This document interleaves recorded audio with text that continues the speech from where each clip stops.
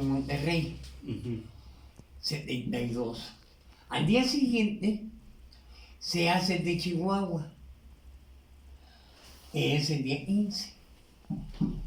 Ahora, el problema que yo veo, o sea, ¿qué significa el 14 y el 15 como efemérides? Es en uno de los momentos de coordinación ¿cómo te diré? De comenzar a planificar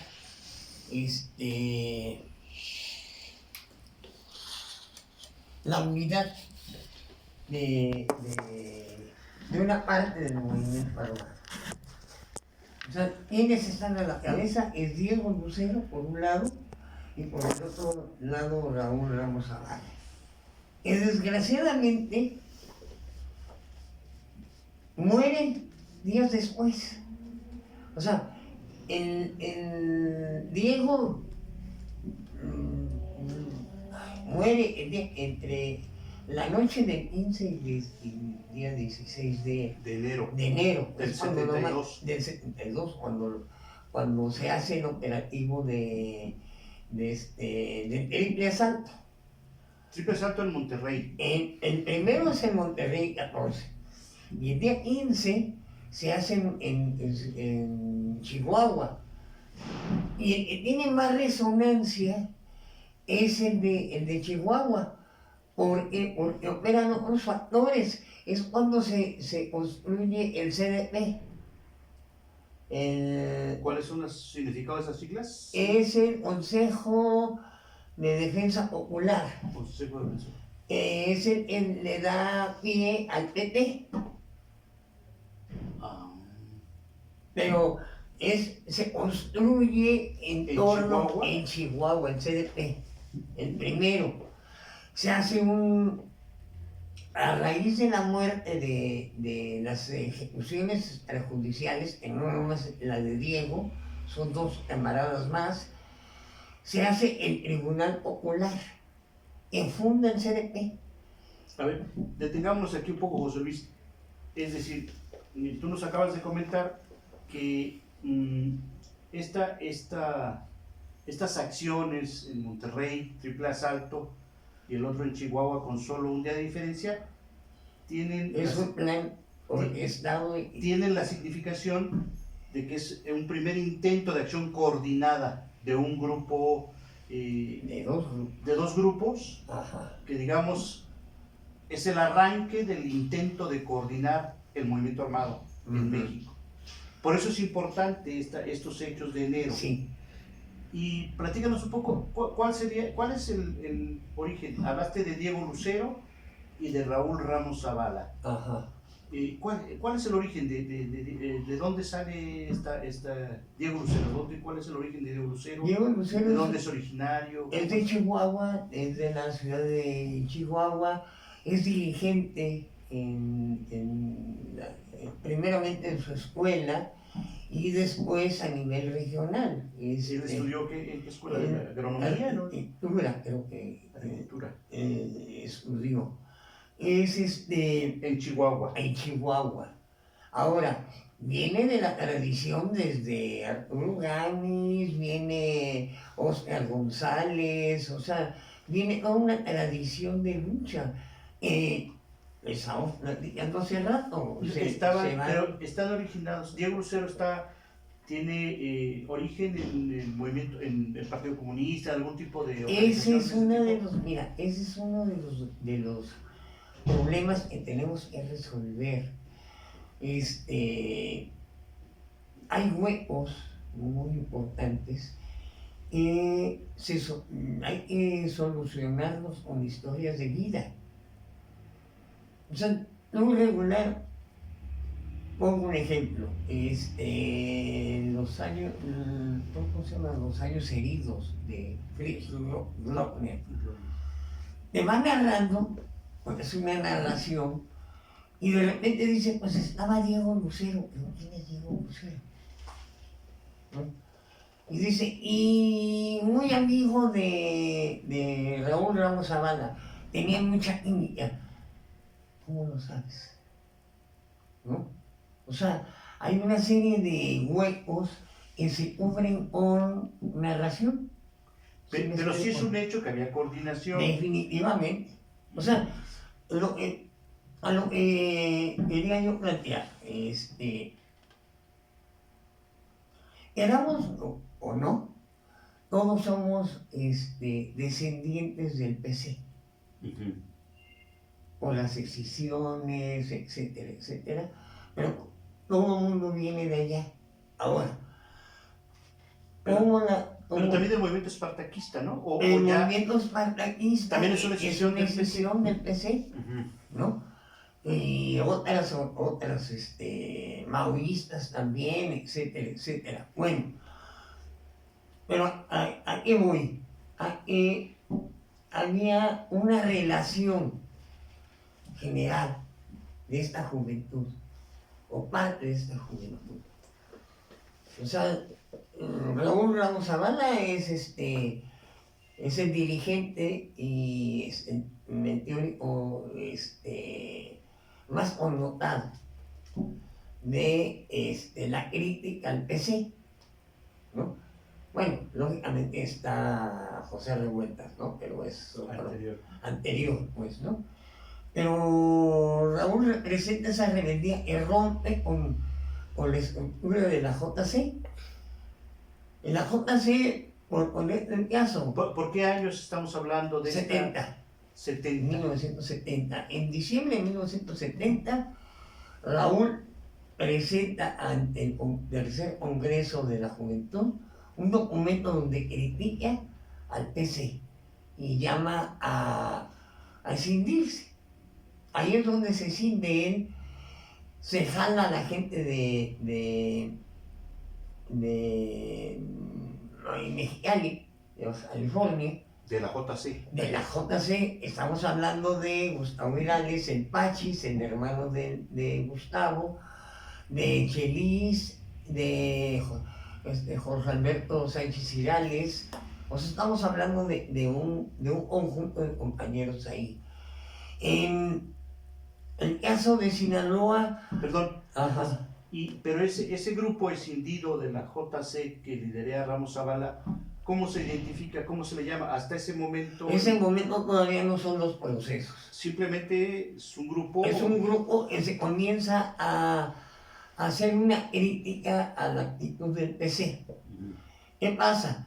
En Sinaloa, sin romper, pero está la actitud crítica de los enfermos. Bueno, en ese momento no son enfermos, es el FEUS, encabezados por Camilo Valenzuela. Pero vamos por partes. Aquí estamos hablando de los 70. De 70 a 71. A 71.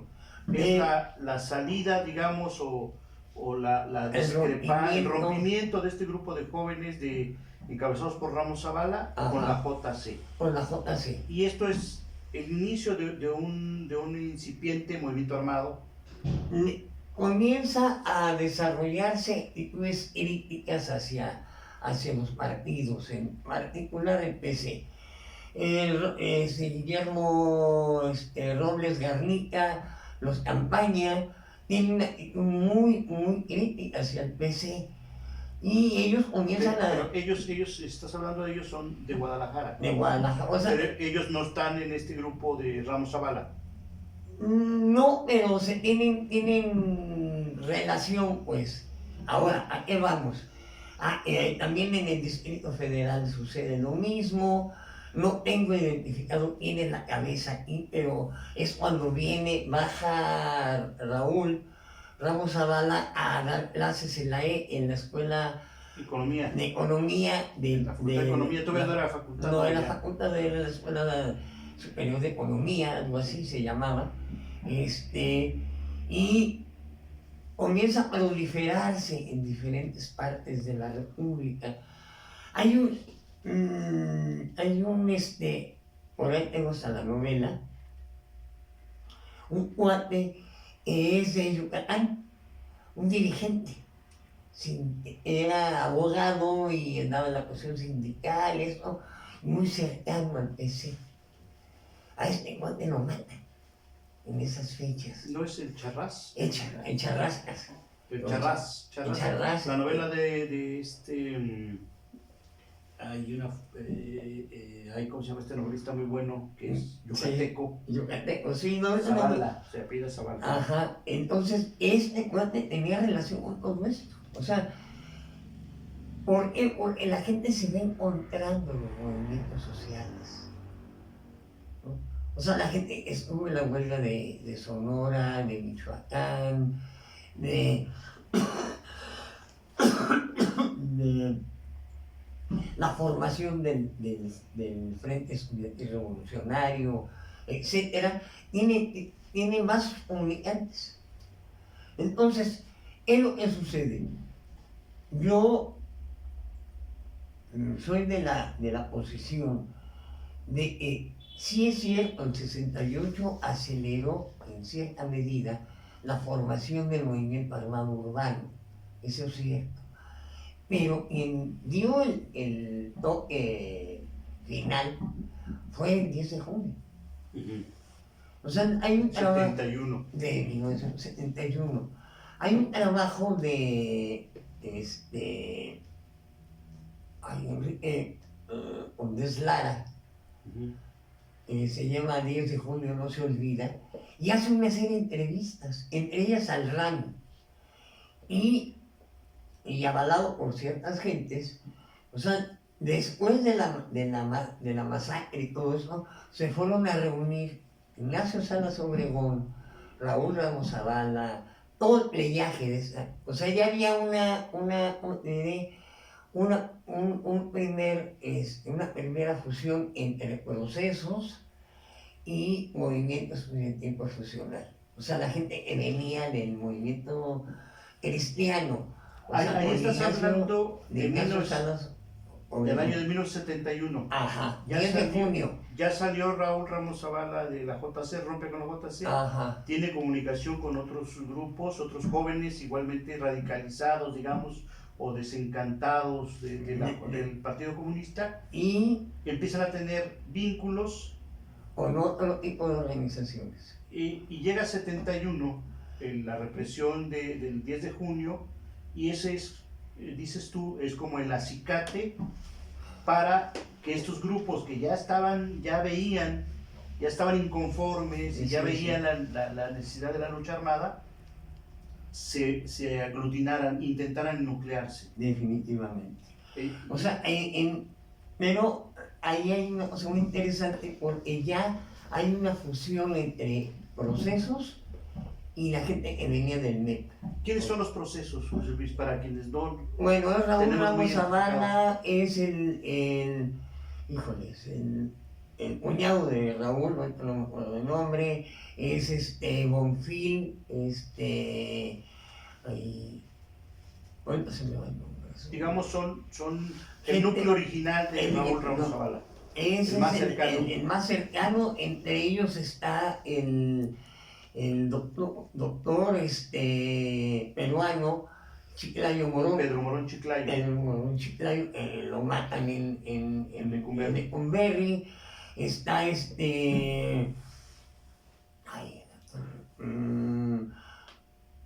bueno, está una gente regular. Bueno, está el Chelis. Chelis es de Mexicali. De Mexicali, pero, o sea, digo, esa comunicación que había entre la gente del PC y que habían estado presentes en el tercer congreso y rompe Raúl junto con otros compañeros, pues es el referente para que la gente se comience a nuclear. Fundamentalmente gente que viene del Partido Comunista. Volvamos a 71, están los procesos y dices también se junta con gente del movimiento cristiano. Del movimiento cristiano. ¿Quiénes son ellos? Es Ignacio Salas Obregón, Héctor Torres, Escamilla,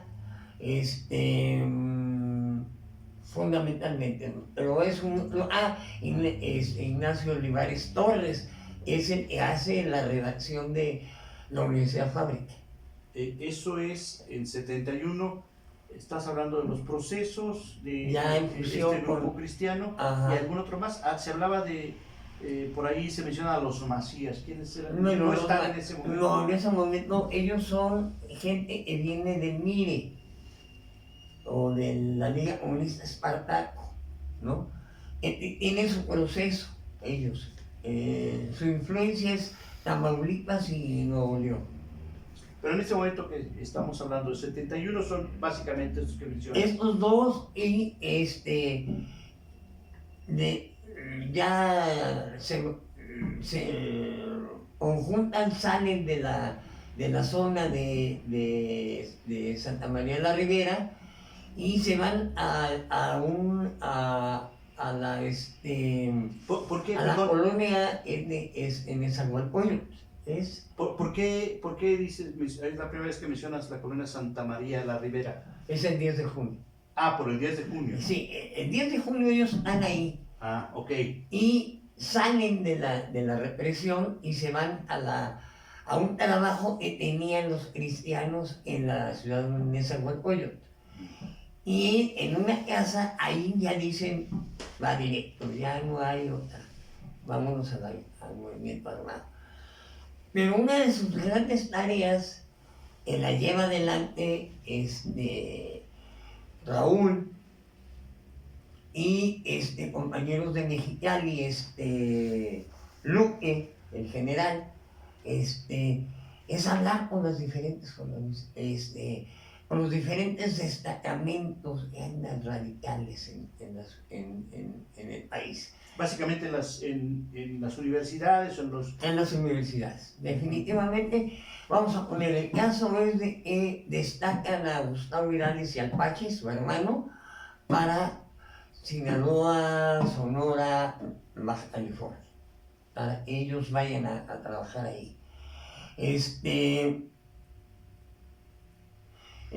Raúl comienza a hablar con gente de Chihuahua, de Monterrey. Él venía de Monterrey, y Ignacio Olivares Torres es el encargado de Guadalajara. Guadalajara es un proceso muy interesante, es muy largo explicar ahorita. Sí, pero ahorita estamos ya perfilando algo, sí, 71, procesos, movimiento social cristiano, grupos del PC y el norte del país, Sonora, Sinaloa, Baja California y Guadalajara. Comienza con ese grupo que todavía no tiene nombre. Todavía no. Hasta el 72 comienza con el rollo de la partidaria. Ignacio Salas Obregón baja también a México, digo, a la Ciudad de México. Porque él radicaba en Sonora, o radicaba aquí en la Ciudad de México. En la Ciudad de México, en el Estado de México. Baja a la Ciudad de México, se contacta por medio de Bonfil y de otros compañeros de los procesos, se establece relación con los Lacandones y con los Macías. Están asentados aquí. Ya estamos hablando ya hablamos, ahorita nos has perfilado la salida del grupo liderado por Ramos Zavala en el año 70, el rompimiento con el PC, la identificación de grupos en el norte, Mexicali, Sonora, Guadalajara, y esta fusión de eso que se llama el grupo que denominaba los procesos con el grupo de Ignacio Salas Obregón proveniente de la juventud cristiana o del movimiento cristiano. Movimientos profesional estudiantil, el MET. Movimiento profesional estudiantil. Y ya pasamos 71, ya estamos hablando del periodo 71 a 72. Exacto. Y se da esta vinculación con estos grupos que después se conocido como los Lacandones. ¿Cómo se da esa fusión? ¿Quién es el digamos, cómo se da esa? Lo que pasa es de que los procesos se contactan con por medio de Bonfil y de otras gentes, primero con el trabajo universitario de los lacandones y también el trabajo politécnico de los lacandones. ¿Dónde están básicamente esos? Ciencias políticas, Prepa 9,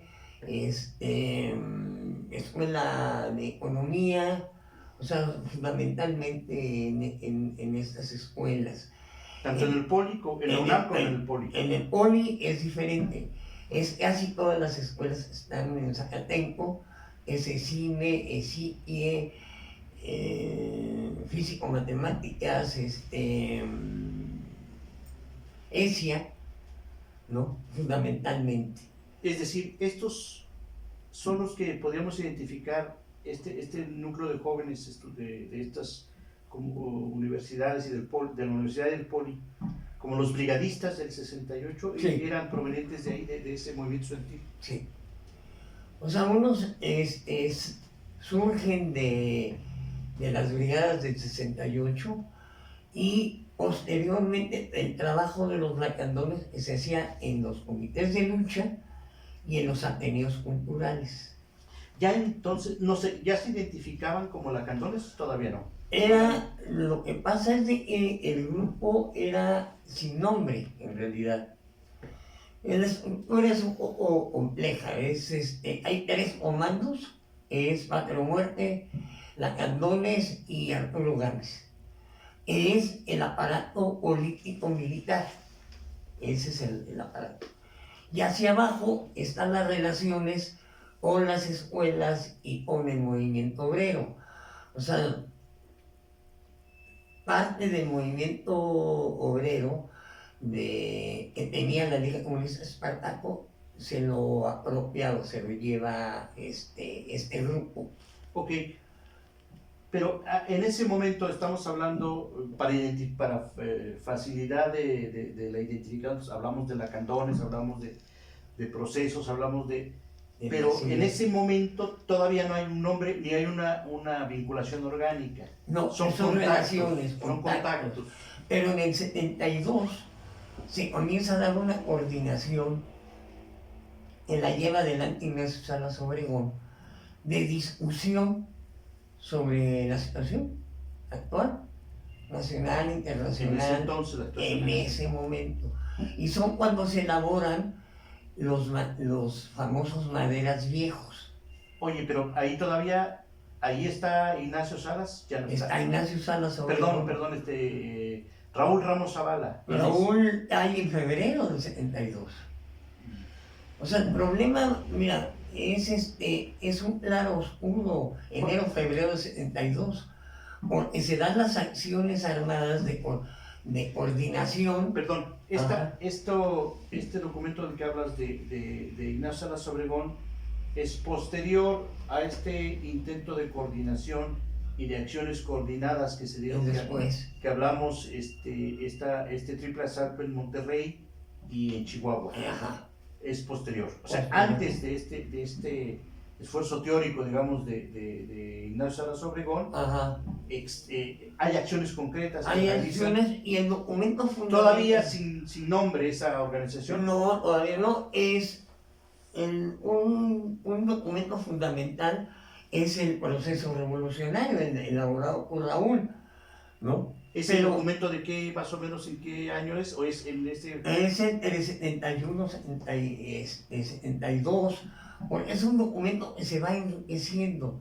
O sea, este documento ya es después de los hechos del 71 que, digamos que son el detonante de este grupo de jóvenes y de militantes del Partido Comunista y de otras organizaciones a pasar a la lucha armada. Exacto. Se le conoce primero como el proceso revolucionario, y primeramente es un folletito y se van discutiendo con las diferentes organizaciones y se va enriqueciendo el documento. Este documento después hay una versión... Por eso se le llama los procesos. Por eso se le llama los procesos. Y al final queda en Mundo en que vivimos, algo así. Es el documento final elaborado por Raúl. es el último esfuerzo teórico de Raúl, donde ya habla de la necesidad de la autodefensa.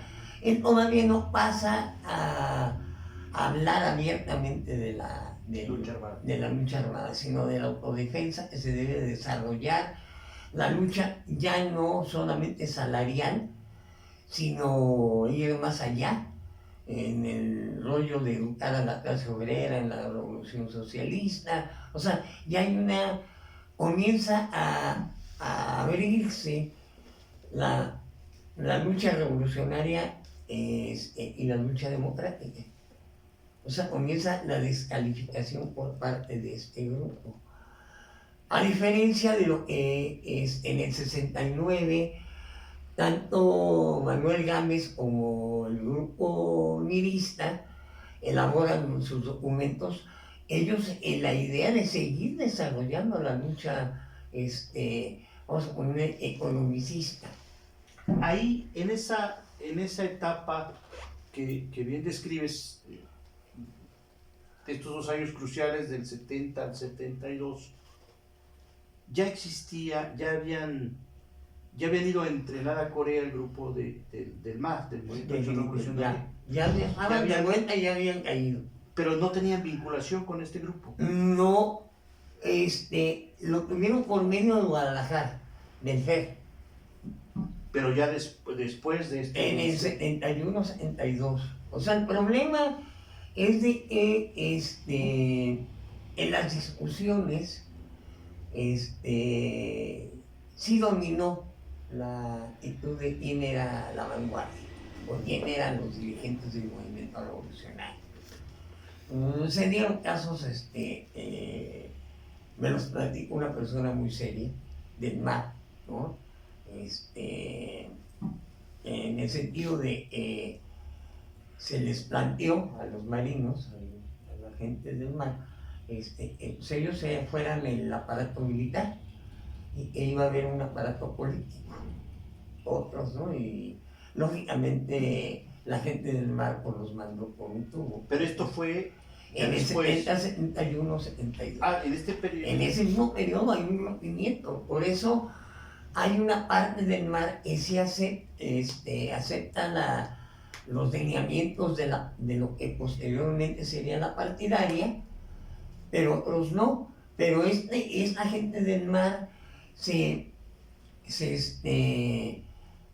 relaciona a la gente de Sonora, con la gente de Sonora y Chihuahua, que es el movimiento 23 de septiembre, que después se conocería MAR 23 de septiembre.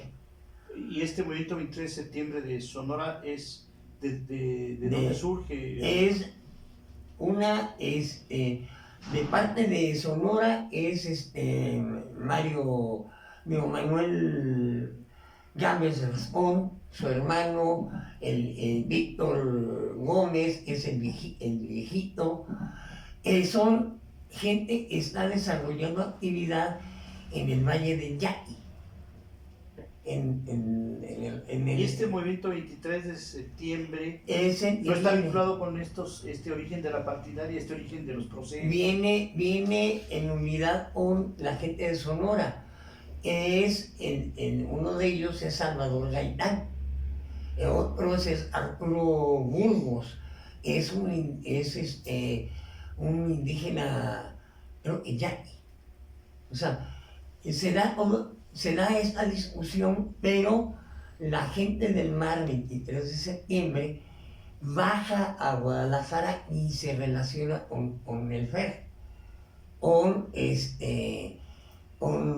la gente que ya venía inclinándose a conformar después lo que sería la Liga Comunista 23 de septiembre, Camilo y otra serie de compañeros, pues, ¿no? Dirigentes del FER. A ver, entonces vamos a regresar al 72. Ajá. Y al triple asalto, que ya nos diste un contexto más o menos amplio de qué pasó en 70, 71, cuando, digamos, se detona la chispa de esa parte del movimiento armado, y el intento de coordinación que lleva a estas acciones. Me imagino que todavía con la necesidad de hacerse de recursos, más que con un planteamiento político, con a un fin más allá del de financiar el movimiento armado o de impactar. ¿Había algún propósito propagandístico también pues era la, ¿cómo te diré? Coloquialmente diciendo, la presentación en sociedad, pues, ¿no? Pero todavía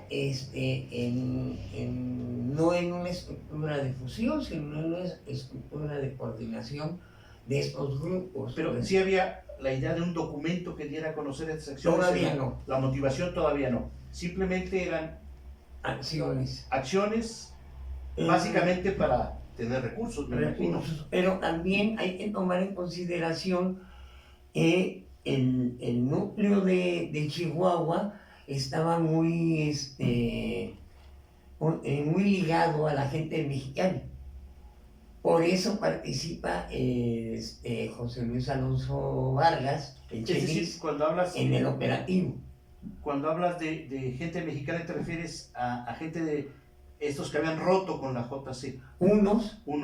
O sea, que tenían vínculos con el grupo de Diego Lucero. De Diego Lucero y otros con Raúl Ramos Zavala. O sea, mira, es un poco medio complejón. El Chelis se va con la gente de Diego. Gustavo, el Pachis se va con el grupo de los procesos. Es más, Gustavo participa en el Triple Asalto de Monterrey. Sí, lo relata en su libro, sí. Entonces, él participa ahí junto con el Rami. O sea, gente de los procesos, junto con gente de los cristianos que ya están fusionados. Ahí participa también Ignacio Salas Obregón, Raúl, ¿no? Otros compañeros que después se integran a la Liga Comunista el 23 de septiembre.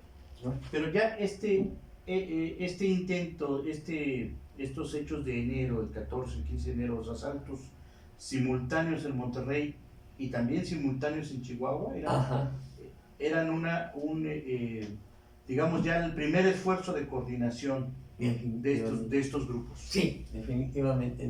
El primer paso importante, pues, ¿no? Ahí todavía no tiene una participación la gente de Guerrero, de la Alianza Cívica de la Asociación Nacional Revolucionaria de Genaro Vázquez. No.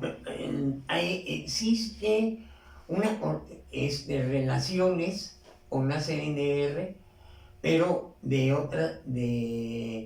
por parte de los blacandones, una parte, y de gente de Mexicana.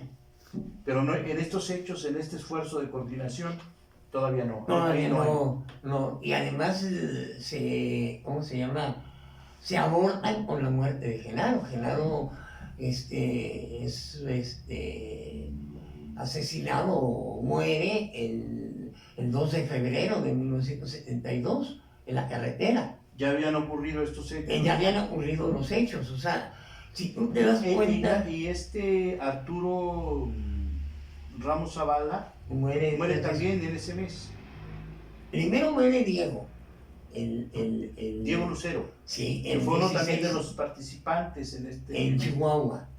Él muere en Chihuahua.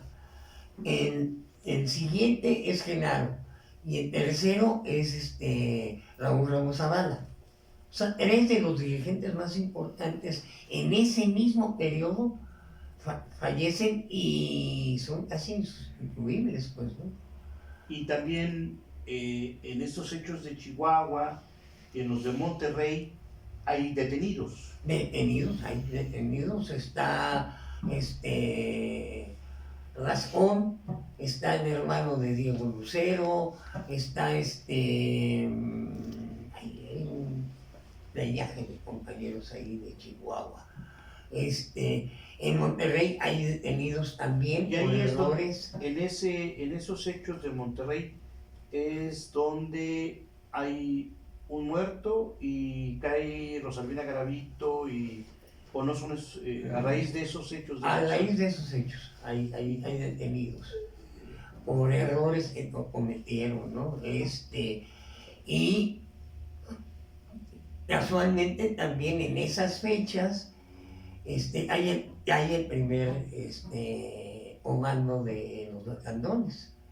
Pero no, sin vinculación con estos hechos. No, ellos es por la cuestión del robo a una armería en el Zócalo. Ah, es el Comando Patria o Muerte. Exactamente, ¿no? Entonces, sí, pero estas acciones, aunque están muy cercanas en el tiempo, no tienen una coordinación. No tienen una coordinación. Actúan, salvo Monterrey, Chihuahua, los demás son acciones de los grupos, que aunque tienen contacto no están coordinados. Todavía no.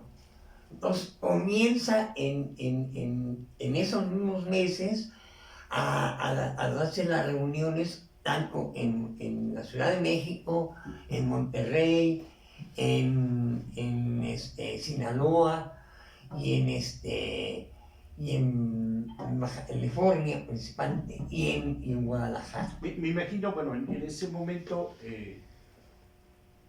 con estos asaltos que fueron frustrados, digamos, no tuvieron éxito, y aparte tuvieron bajas, tuvieron gente detenida, presa, y poco después de eso muere Raúl Ramos Zavala, Raúl Ramos Zavala, muere Diego Lucero. Fue un golpe muy fuerte para estos incipientes intentos de coordinación. Definitivamente. ¿Y qué pasó? ¿Qué derivó de ahí? Bueno, lo que pasa es de que quien queda al frente, quedan al frente de llevar adelante el proceso de unidad es Ignacio Salas Obregón y el general, como personajes centrales, pues, ¿no? Pero también participa Gustavo Irales, el Pachis,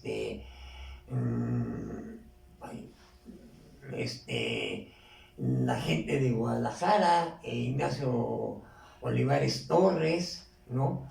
En el distrito en México es Los Corral, está Miguel Domínguez por parte de los lacandones, está Gabriel Domínguez, está José Alfonso Rojas Díaz, pero si te das cuenta, es por parte de la gente que viene del norte de los lacandones.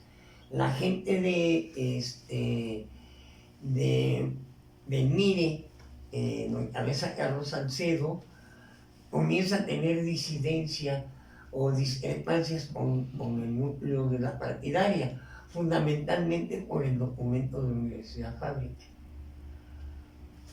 O sea, se da una lucha interna. Pero ya estás hablando entonces... 72. Todo es 72. 72 se viene desarrollando eso y actividades militares que se siguen desarrollando, pues, ¿no? Para conseguirse recursos económicos, ¿no?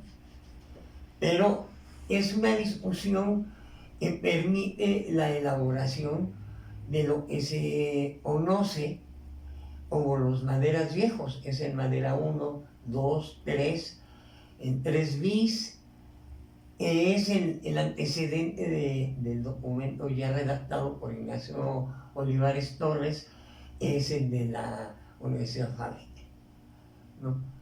Y todo ¿cómo te diré? Bagaje teórico es el que comienza a tomar preponderancia en todos los grupos. Hacer la teoría dominante, vamos a poner. Y es la elaborada por Ignacio Salas Obregón. Por eso él es el encabeza los esfuerzos. Esta explicación que nos acabas de dar, esta plática que nos acabas de dar, con esta secuencia se encuentra escrito en algún lugar, hay un documento que nos pueda servir de referente para seguir esta evolución que tú describes y que, pues, porque te has metido mucho a estudiar esto y estuviste en la FEMOS, pues conociste documentos, en el CIMA también conociste documentos, tenían un gran acervo documental respecto a estos tiempos, pero no sé si esto está organizado sistemáticamente, o al menos en esta parte que podríamos identificar como la génesis o el nacimiento de este intento de coordinación de lo que se conoce como movimiento armado socialista de esos años, de los años 70. Mira, hay una serie de trabajos de historiadores, algunos muy buenos, pero todavía falta mucho por escarbar. O sea, todo lo que hemos estado ahorita platicando son pláticas, son lecturas de algunos documentos, pues, ¿no? De meterse a los viejos maderas, a documentos previos, a ensayos de algunos compañeros, como el esfuerzo de Carlos Salcedo sobre el ensayo de la formación de los lacandones. Y ahí podemos encontrar referencias respecto a estas eso, vinculaciones que todo eso hay, ¿no? Y otras han quedado en pláticas y entrevistas, ¿no? O sea, vamos a ponerle la vinculación entre lacandones del norte y lacandones de la Liga Comunista Espartaco, ha sido pláticas con algunos compañeros, ¿no? Donde ha quedado como Mario, el hermano de Olivia, Ledesma, ¿no? Mario como una bisagra entre la gente del poli y de la universidad.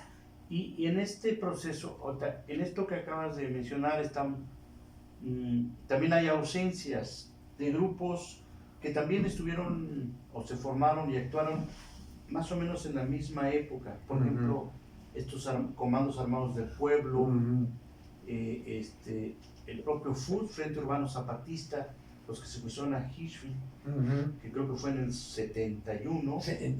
Fue 71, o sea, ya hubo acciones armadas, pero no tenían vinculación con este proceso de coordinación del que acabas de referir. No, lo que pasa es de que fueron organizaciones que fueron como te diré, detenidas antes de este proceso, ¿no? O sea, el FUS lo toman en el 71 y al CAP igual más o menos, pero y también a los primeros del MAR que detienen en 71. En 71, pero ellos tenían ya relación con Lucio, ¿no? Es cuando en esos periodos sube Saúl López de la Torre. A ver, pero esto es, esto que hablas de en el 71, 72, digamos, antes de la muerte o después de la muerte de Raúl Ramos Zavala, de Diego Lucero y de Genaro Vázquez, ¿es cuando se da esta subida de la gente a la sierra o es antes? Hay gente que sube antes y otra, Leopoldo Angulo, que es de allá de Mexicali, de gente del PC, sube antes. Digamos, lo que tengo entendido por las referencias que hace López de la Torre en su libro, ellos ya suben a la sierra, unos del MAR, otros, ya en este esfuerzo de coordinación de la liga. De la partidaria. Todavía no es liga, es la partidaria. Es la partidaria, ya con la dirección de Ignacio Salas Obregón y de Julio, que son los que suben. Suben este grupo del MAR también. Suben en este grupo, pero todavía no es la liga en ese entonces. Todavía no es la partidaria. Pero estamos hablando de 1972 también. 72, todo esto después de la muerte de Raúl y de Genaro. O sea, porque se comienza a desarrollar toda una discusión pues con todos los grupos. Se discute con la gente del FRAP, pues, ¿no? Es medio raro el grupo, ¿no? O sea, acabo de leer el libro de testimonios de se llama Francisco Mejía, Francisco Mejía, y él habla de que en el 76, 78 es cuando comienzan a elaborar sus documentos programáticos. O sea, es muy interesante cómo se diferencian al seno del FER, porque en el FER nace la gente que se va con la Liga, la que se va con el FRAP y la gente que se va con Unión del Pueblo. El caso de Guadalajara es especialmente interesante. Porque ahí fue como un crisol de todos los grupos actuaron ahí. Exactamente. En varias partes, pero ahí es como ahí es se dio como más intensa, incluso los enfrentamientos armados, la participación de impacto político, porque fueron los secuestros de León Hardy, en fin. En fin, y las actividades de Unión del Pueblo, etcétera, ¿no? Sí, la cuestión es de que Guadalajara es un caso muy especial, porque ahí llega mal 23 de septiembre, llega Ignacio Salas Obregón, Ignacio Olivares Torres, Sí, se convierte en un centro de mayor actividad revolucionaria, digamos, de esa época, incluso más que el DF, pudiera decirse. El DF, lo que pasa es de que se consolida el grupo partidaria. ¿Por qué? Porque los de Macías, o guajiros, que después se transforman en procesos y lacandones, fundan la Brigada Roja, ¿no? ¿La Brigada Roja es posterior a la fundación de la Liga? ¿Es simultáneo es el comité regional de la Liga? El comité regional en el DF. En el DF. O sea, se le puso Brigada Roja por ponerle un nombre, como en Guadalajara se le puso FER, como en Sinaloa Enfermos. Pero FER tiene otro origen, sí, ¿no? pero se apropia la liga del FER, porque la mayoría de los militantes del FER se van con la liga, por el liderazgo de los compañeros de Guadalajara, pues, ¿no? Camilo y otros compañeros ahí, pues, ¿no? Entonces, una parte se va con son los Campaña y Guillermo López Garnica o Robles Garnica. Este grupo son los es muy, muy especial. Si tú lees el libro de Francisco Mejía, ellos estaban en el bote, ya. O sea, los Campaña y Guillermo, y los que hacen el operativo son lo que podríamos decir las bases del FRAP, pero que todavía no es FRAP. O sea, cuando hacen el secuestro que saca a los 30... ahí ya se presenta como FRAP. Como FRAP, pero ahí se bautizan ellos, ¿no? Tenían una relación muy interesante porque tenían una relación muy cercana con Eladio. Con Eladio, el hermano del Ray. Sí, con Raimundo Hernández Castillo y Eladio Hernández Castillo. Ajá. Ellos también fueron parte de ese movimiento surgido en Guadalajara, con el FER, con los vikingos. Y ellos tenían muy buena relación entre FARC y Unión del Pueblo, ¿no? Según lo que plantea el compañero Francisco Mejía, ¿no? Sí. Entonces, pero muy interesante, o sea, lo que destaca es que hasta el 76 o 78 elaboran sus documentos programáticos. ¿no? O sea, como te diré, se orientaban más bajo los documentos elaborados por el ADIO. En la cárcel elabora documentos programáticos de Unión del Pueblo. Pues, ¿no? Entonces es muy interesante y ves el grado de complejidad de las organizaciones, cómo se va conformando. Y no basta una sesión para ir entendiéndole toda la maraña. No. Pero digamos un esfuerzo de síntesis y de sinopsis. Ajá. ¿Tú cómo identificarías digamos, en este proceso de lo que se ha llegado a llamar la guerra sucia y el movimiento armado socialista, Ajá, los puntos que identifican? Ya hablamos de uno, digamos que podría ser génesis o nacimiento de la coordinación del movimiento armado, que es urbano, que es estos hechos de Monterrey y de Chihuahua, ajá, los triples asaltos en ambos estados. Ajá. ¿Cuál sería el otro, digamos, muy esquemáticamente, el otro punto, el otro paso, digamos, en este proceso?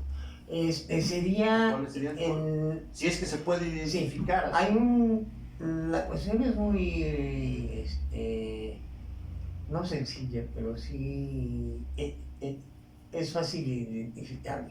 El otro polo que se conforma es Mar, Lucio Cabañas. Aunque el MAR, digamos, si quisiéramos poner una fecha de nacimiento del MAR, tendríamos que remitirnos a la Patricio Lumumba en el 68, 69. El 68, sí. En la Patricio Lumumba. Pero se concreta hasta el 70. Porque ya en 69 ya van a entrenar a Corea. Al final, sí. 69, 70. 69, 70. Ellos regresan en el 70. En el 70 y comienzan a caer en 71. Sí, es casi muy poco tiempo después de regresar. Pero ellos establecen una actitud muy abierta, vamos a ponerle esa categorización de unidad con todo el mundo.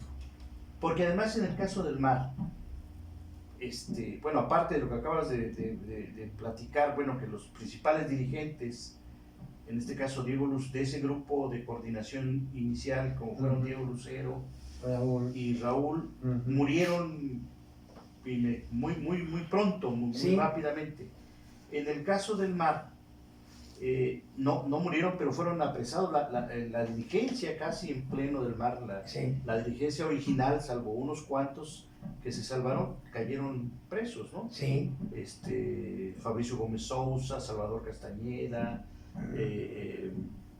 Alejandro López Murillo, Ángel Bravo Cisneros, que eran los de la dirigencia original del MAR. Sí. Y otros no fueron detenidos, pero no tenían, digamos, no eran de ese rango. Sí, de esa categoría. De ese rango de dirigencia, ¿no? Ajá, sí, pero ellos son los formaron otras dirigencias después de este golpe inicial. En el 71.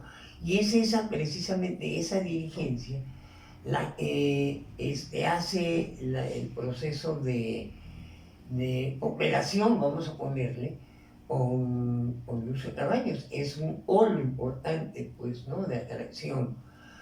El otro es, podemos establecerlo, FRAP, Unión del Pueblo, ese sería otro. Otro polo importante que, bueno, confluye con la Liga Comunista 23 de septiembre, para mí es muy importante, más 23 de septiembre. En el norte. En el norte, ¿no? Que también confluye en Guadalajara. Porque los hermanos Manuel y el otro compañero, se me va el nombre, estudiaban en Guadalajara. O sea, mira, la gente en aquellos tiempos de Dios, en los 70s, no todo el mundo venía del norte, de esa parte del norte del país, bajaban hasta la Ciudad de México, ¿no es cierto? se quedaban en la ciudad de Guadalajara por el prestigio que tenía la UDG. A ver, vamos a hacer otro ejercicio, ya con lo que tú acabas de decir, pero el tema regional, donde ya vimos que en Chihuahua, desde el 65, con el asalto al cuartel Madera, que es un evento emblemático, digamos, un evento de inicio, que podemos considerar, o que todo el mundo considera el inicio de este movimiento armado socialista, por el socialismo. Es en Chihuahua. Monterrey es otro centro, otra intensa actividad. Sí, sí, sí. Guadalajara y la Ciudad de México. Digamos que esas son la distribución regional, digamos, y Guerrero por Lucio, por Genaro, ¿no? Genaro, sí. Lucio, y todos los demás estados tuvieron una participación que fue derivada de esta... De estos estados, pues, ¿no? De estos estados. ¿Cuál sería la explicación? ¿Por qué esos estados? Monterrey, Nuevo León, un estado industrial, un estado rico, digamos. Sinaloa, también un estado con desarrollo agrícola. La Ciudad de México, bueno, pues es la capital, el centro del país, el centro de donde muchos se dieron universidades importantes. El movimiento estudiantil. Ajá. Guadalajara igualmente, ¿no? Sí, pero es un caso muy interesante porque surge bajo el patrocinio del jerarca Zuno. O sea, es el suegro de Luis Echeverría, pues, ¿no? O sea, ahí hay un contexto político muy complejo, interesante de enfrentamiento de dos élites. La que estaba dominando la UDG, la FEP, con Margarito Ramírez Laderi, y Carlos y los Uno, que eran dos grupos opositores que estaban enfrentados por la dirección del Estado, pues, sí, no más que todo. Sí, y la universidad, pues, tenía un peso muy, muy importante en la vida política y social de Jalisco, pues, ¿no? Y también ahí en Guadalajara, este grupo de Margarito Ramírez Laderi, de la FEI, la Federación de Estudiantes de Guadalajara, tenían una característica anticomunista, ¿no? Ser anticomunistas. Definitivamente. Es decir, tanto en Nuevo León como en Jalisco había grupos conservadores o que floreció el anticomunismo en esas... Bueno, simple y sencillamente tú, cuando te das una ligera retrospección del movimiento del 68, en Guadalajara no se movió. Es cierto. Por el control que tenían tan fuerte. Tampoco en Nuevo León, ¿no? ¿O sí? En Nuevo León hubo intentos, pero menos controlado, pues, ¿no? O sea, lo que pasa es que en la fe era... Bueno, pero el 68 básicamente se concentró aquí en el Distrito Federal, ¿no? Digamos, la movilización más intensa... Bueno, sí, pero mira, hubo movilización en Veracruz, en Chihuahua, en Monterrey, en Sonora. ¿En Monterrey también? Sí, Sinaloa, o sea, no eran las grandes marchas, pero había una inquietud muy importante, ¿no? O sea, tú ponte considerar... Pero en Guadalajara no. Guadalajara no, pues el control era bien fuerte. O sea, la realidad, la FEC era una organización gangsteril, pues, ¿no? La realidad. Sí. ¿No? De ferro control. Vamos a poner un símil, pero que no tiene el mismo nivel, es la FENET, la Federación Nacional de Estudiantes Politécnicos. No, era de estudiantes técnicos en general. Esos estaban identificados con el PRI, esos eran los porros, digamos, ¿no? Exactamente, en el 68. Donde estaba el Fish. Sí, estaba Johnny. El Johnny. No, una ola de el Cristo, hijo de la manera. Sí, en el poli había esos grupos fuertes. Esa FENET. La FENET, y en la universidad había el muro en la UNAM, el muro, pero... las sociedades de estudiantes, fundamentalmente derecho, medicina, odontología, ¿no?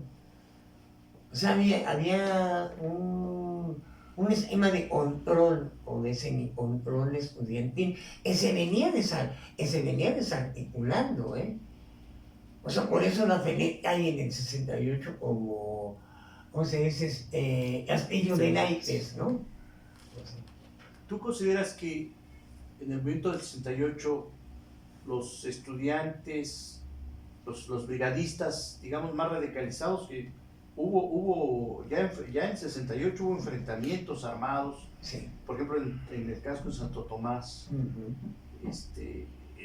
hubo enfrentamientos ya con jóvenes, con estudiantes que ya estaban dispuestos que ya no estaban dispuestos a ser reprimidos, digamos, o estaban dispuestos a enfrentarse con armas o con violencia a los granaderos. Ya había ese planteamiento, más en el POLI que en la UNAM. No sé si... Definitivamente. Hay una, mira, tú ves el comportamiento de la toma de Ceú, ¿no? O sea, la toma de Zacatenco, primero de la vocacional 7, primero, después el casco, y aquí en Zacatenco no fueron, ¿cómo te diré? No entraron las autoridades con verdaderas batallas, ¿no? Yo estuve en la del 23 de septiembre en el casco y estuve en Zacatenco. Y eran, o sea, se estaba medio construyendo todavía Zacatenco, entonces las piedras y todo o sea, hubo, a diferencia del 23 de septiembre, sí hubo un grado de violencia, pero no tan alto como en el caso de Santo Tomás. Pero mantuvimos a los granaderos durante 4 o 5 horas sin que se pudieran mover. Tuvo que venir en la noche el ejército a acercar. Y lo hicieron de la siguiente manera: hicieron una U y nos dejaron salir por atrás, ¿no? Ahí no fue por donde nos escapamos. Por eso no hubo tantos detenidos en Zacatenco, a diferencia en el casco. En el casco sí hubo muchos detenidos, heridos, muertos, ¿no? Hay un pequeño libro de un doctor que estaba enfrente de ciencias biológicas. Hay un hospital que narra él, y le puso casualmente la noche del casco de Santo Tomás, o la noche de la terror, ¿no? Y narra cómo fueron los enfrentamientos durísimos, ¿no? O sea, camaradas con conocimientos de química y otras cosas, hicieron de los tubos PC bazucas. O sea, esa es la realidad. O sea, se enfrentaron. O sea, hubo una preparación en la toma del 23 de septiembre. Hay una narración extraordinaria de quién sería, pues de Carlos Monsiváis. A los 10, 20 años, no me acuerdo, la revista Etcétera saca una cronología, día por día, del 68, y el maestro Carlos hace la narración del 23 de septiembre. Es una de las mejores narraciones. Etcétera. ¿Se puede recuperar en internet? No te sabría decir, pero por cuestiones normales, yo tenía la colección y se la doné a Enrique Condés Lara, porque pues él sí es historiador. Para su texto. Para su texto, Para y su trabajo se le puede sacar fotocopia. Yo le voy a pedir que nos saquen una fotocopia si la quieren, porque es una narración extraordinaria. Hay otro a los 30 o 40 años, no me acuerdo, la UAM Xochimilco sacó un libro que se llama 2 de octubre, que son narraciones de la gente del Poli nada más. Es el único libro que yo conozco. Bueno, no hay, ya hay varios, pero ese es muy bueno porque narra el movimiento desde el punto de vista de y los ahí politécnicos. seguramente en esos enfrentamientos del Carlos Pedro Tomán estuvieron muchos que conocimos y que después fueron guerrillas. Roberto Sánchez Sage, estuvo Panchuranga, estuvo Jorge Po, ¿no? O sea, de los más connotados, pues. De los más viejos también. De los más viejos también. Pues tú estabas muy chavito, ¿qué edad tenías en ese? 16 años. 16, fíjate, no, pues sí. Sí, no, sí, pero ahí andábamos, o ya andaba con Jorge Po. ¿Tú ya estabas en la en la vocacional. ¿Estabas en la vocacional? Primero de vocacional, ahí en Vallejo, en Camarones más bien. ¿Qué es la 5? En la 8. Bueno, es 8 ahora, era la Escuela Tecnológica número 5. O sea, las vocacionales tenían 7, hasta las 7 era la tecnológica. Y tenían sistema también de escuelas tecnológicas. La vocacional 7, por lo aguerrido que eran, la cerraron. Sí. Bueno, la cambiaron, la mandaron hasta Santa Marta. Constituyentes. No, Santa Marta. Mira, no sabía. Hasta allá. Y Y esto lo volvieron un hospital de IMSS. Lo que era la vocacional. La vocacional, sí. Sí, no, pues sí, pero el sistema del Politécnico era los vocacionales y había las escuelas tecnológicas y prevocacionales. Eran secundarias. Sí, mi hermana estudió en la 1. No, las quitaron eso después. Sí, cuando las quitaron, Sí. después del 68. ¿Sí? ¿Es el baño? Sí.